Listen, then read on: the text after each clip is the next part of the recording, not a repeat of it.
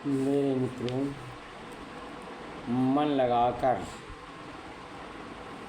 आदमी काम करे तो सफलता और श्रेष्ठ कार्य किस तरीके से कर सकता है।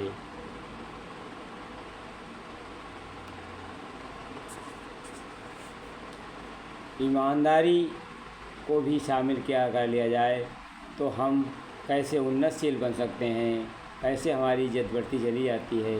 हर आदमी हमारा सम्मान और सहयोग करने के लिए खड़ा हो सकता है। यह बात श्रम की बात बताई गई, अन्नमय कोश की बात बताई गई है। एक छोटे से बच्चे का उदाहरण, 13 वर्ष की उम्र में बच्चे की माता पिता का देहांत हो गया था। पिता के साथ पहले वह सड़क के किनारे पुरानी चप्पलें जूते बनाने के मरम्मत काम करता था। अकेला रह गया, कहाँ जाए क्या करे। सड़क पर उसी जगह बैठने लगा जहाँ पिता पहले बैठते था। लोगों ने पूछा, बेटा तुम्हारे पिताजी जो जूतों की मरम्मत करते थे कहाँ चले गए। उन्होंने कहा, मेरे पिता का स्वर्गवास हो गया, आप कृपा करके जूते मरम्मत हमको दे दीजिए। मित्रों, बच्चे ने कहा, हम आपको अच्छा न लगे तो ठीक से मरम्मत न हो तो पैसे मत देना। अच्छा ठीक है। लोगों ने जूते देना प्रारंभ कर दिया। हमारे फटे जूते ठीक कर देना। बच्चे ने उन काम को प्रेस्टीज पॉइंट बना लिया। उसने कहा, काम के से पैसे मिलते हैं या कम मिलते हैं इसकी परवाह नहीं, कोई बात नहीं, सच्चाई से करा चलूँगा।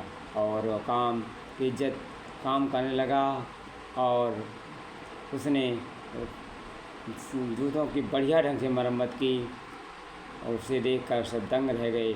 हमने तो जूते कहाँ जहाँ फटे थे वहाँ ठीक करने को था। बच्चे ने कहा, ठीक है, मैंने फटा हुआ ऐसा ठीक करूँगा तो कल फिर दूसरी जगह फट जाएगा, इसलिए मैंने पूरा जूता ठीक कर दिया है। मेरा जो पैसा बने आप दे दीजिए। लड़का ईमानदार था, बड़ मन से काम करने लगा। 2 आने की उसकी मजदूरी थी, 9 आने पैसे दिए और खुश होकर घर चला गया। मित्रों, बच्चे ने कहा, भले ही आप 9 पैसे के दे 7 पैसे दीजिए, परंतु हमसे मरम्मत कराइए। आप मेरे पिता पर विश्वास करते थे, हम पर विश्वास कीजिए। मित्रों, उस व्यक्ति ने अपने ऑफिस में, देखो भाई, किसी जूते की मरम्मत कराना, नीम के पेड़ में जो बच्चा बैठता है उसने अपना काम करना, उससे काम कराना। लड़का बड़ा ईमानदार है, हम उसी से अपना काम कराएंगे। धीरे धीरे लड़के के जूतों के ढेर लग गए और एक दिन लोगों ने कहा, क्यों रे छोकरे, तू तो ऐसे नहीं जूते बना सकता है, तो हाँ साहब बना सकता हूँ, मेरे पास पैसा कहाँ है तो मुझे चमड़ा और सामान खरीद सकूँ, जूता बनाऊँ। मित्रों ने लोगों ने उसे सामान और पैसे दिए, वह सामान खरीद लाया, नए जूते बनाने लगा। इतनी मांग बढ़ गई, इस कदर बढ़ गई कि वह कहे तो हमारा जूता तो तुझे ही बनाना पड़ेगा। धीरे धीरे काम बढ़ता चला गया।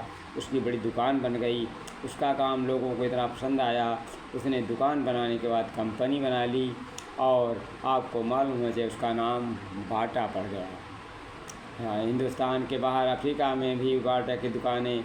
ये भगवान अन्नमय कोश का यही मतलब है। पहला काम है ईमानदारी, दूसरा काम जिम्मेदारी, मन लगा कर काम करना, दिलचस्पी लेना, तीसरा काम मेहनत, मशक्क़त, मेहनत कीजिए, जिम्मेदारी कीजिए, मन लगा कर काम कीजिए, ईमानदारी से कीजिए। तीनों बातें मिला करके कीजिए, आप क्या कमाल हो। इस उदाहरण के माध्यम से आपने देखा। भगवान कहते हैं, हर मानव को परमेश्वर ने जो 4 शक्ति दे डाली है, ये महाशक्तियाँ जन जन का सौभाग्य बनाने वाली हैं। इंद्रिय संयम सर्वप्रथम जिससे नर सुख पाता है, इसके अभाव में तो मानव नर पशु ही बन जाता है। और है संयम, समय संयम की आवश्यक जो समझ न पाता, अनमोल समय को खो करके वो अंत समय पछताता है।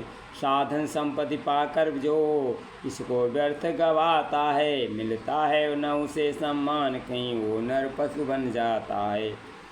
4 प्रकार के ये संयम जो नर इसको अपनाते हैं, देवत जगाकर जीवन में धरती को स्वर्ग बनाते। उन चार निधि को पाकर मनुज बना महाधनवान, इनके संयम से सदा नर करता उत्थान। धन्यवाद।